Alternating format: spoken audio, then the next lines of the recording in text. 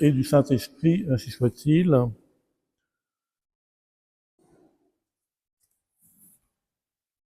Le thème du bon pasteur que la liturgie nous propose de méditer ce dimanche est une image profondément enracinée dans la tradition chrétienne, trouvant ses racines dans les paroles de Jésus que les enseignements des pères de l'Église ont su mettre en lumière.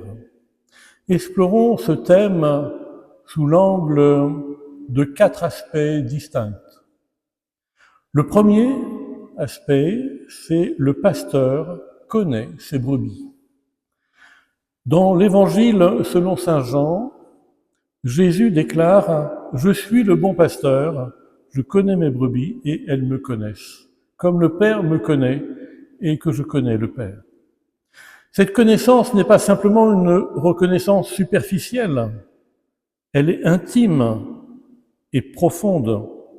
Elle suppose une relation basée sur l'amour, la confiance et une compréhension mutuelle. Les pères de l'Église, tels que saint Augustin, insistent sur cette relation particulière entre le Christ et ses disciples. Le bon pasteur n'est pas un dirigeant distant, mais un guide proche, constamment attentif et engagé. Il nous appelle chacun par notre nom, connaissant nos faiblesses et nos forces, guidant avec une autorité bienveillante et une compassion infinie. Il nous appelle à nous repentir pour recevoir sa grâce, non en cherchant le sensationnel, un miracle, mais avec la volonté qui coopère avec elle, avec la grâce, ce qui demande un effort dans lequel la foi grandit.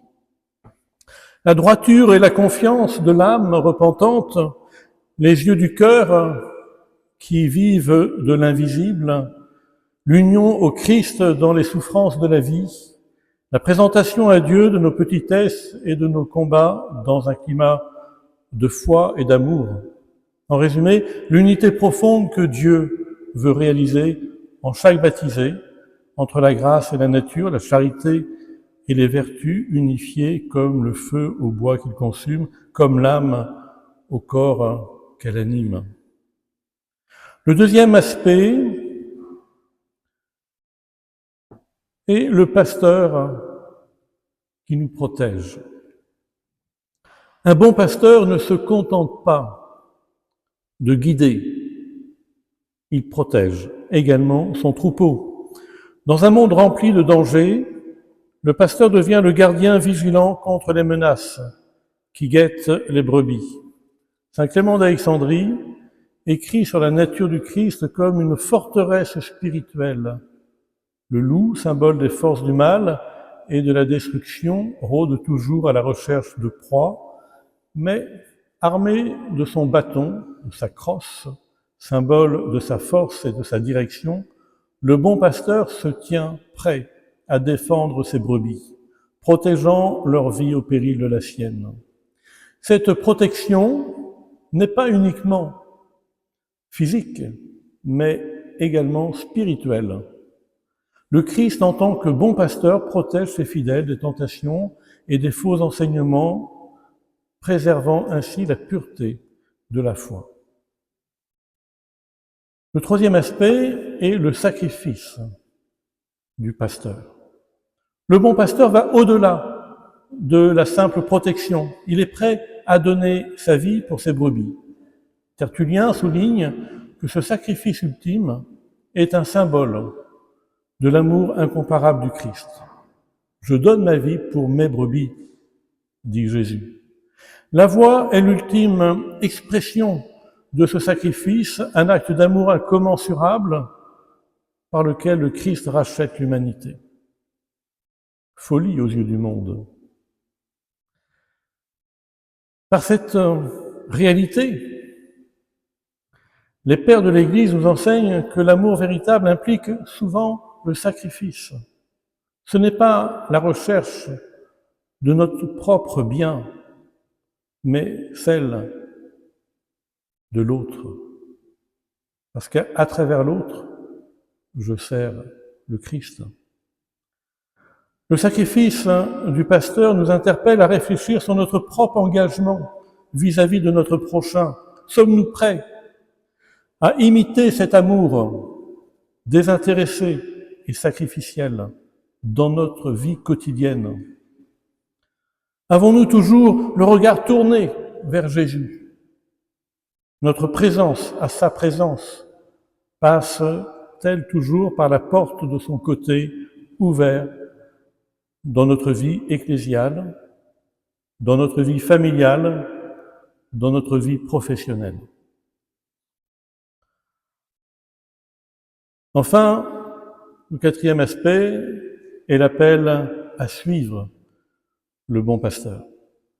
L'image du bon pasteur appelle en effet chacun de nous à répondre à son appel et à suivre sa voie. Saint Irénée de Lyon parle de la réponse active que doivent manifester les brebis à la voix du pasteur.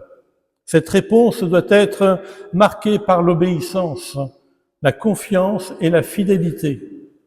Suivre le bon pasteur implique de marcher dans ses pas, de vivre selon ses enseignements et de s'imprégner de ses valeurs de compassion et de service dans un monde moderne où l'individualisme prédomine.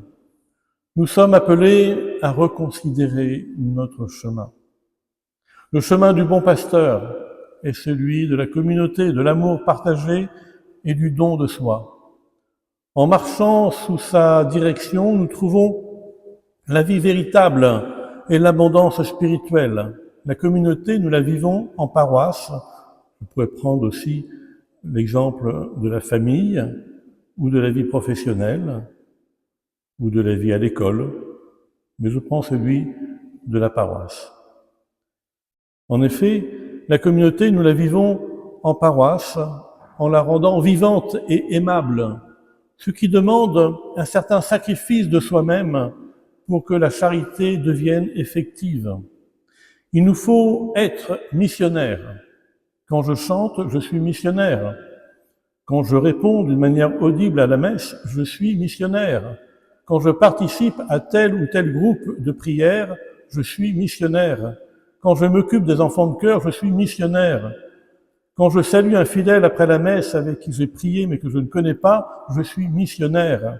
Quand j'invite à ma table un fidèle que je vois seul, je suis missionnaire. Et la liste pourrait être longue. La foi sans les œuvres, en effet, est lettre morte, nous dit le Seigneur. Il est là le secret pour bien faire. La foi nous invite à être en Dieu et les œuvres manifestent une expression de notre présence au tout autre, par l'action que je manifeste envers mon prochain. Nous sommes alors dans l'amour, la foi, et dans la charité, les œuvres. Relire sa vie sous le regard de Dieu nous aide à mieux être dans la foi et dans la charité. C'est finalement faire son examen de conscience. Nous sommes invités à faire tous les jours. Cet examen de conscience, il nous aide à mieux préparer et vivre le sacrement de pénitence et ainsi rectifier les trajectoires qui nous séparent de Dieu et qui éteint l'espérance. Ainsi, à travers l'image du bon pasteur, nous redécouvrons une figure de direction bienveillante, de protection constante, de sacrifice total et d'appel à une vie authentiquement vécue selon l'esprit du Christ. Que cette image du bon pasteur résonne dans nos vies, nous inspirant à suivre sa voie avec foi et courage. Il faut être dans la vie déterminé. Eh bien, demandons à la Vierge Marie de nous y aider, elle qui fut sans relâche l'exemple parfait de celle qui a suivi notre Seigneur Jésus-Christ. Ainsi soit-il. Au nom du Père, du Fils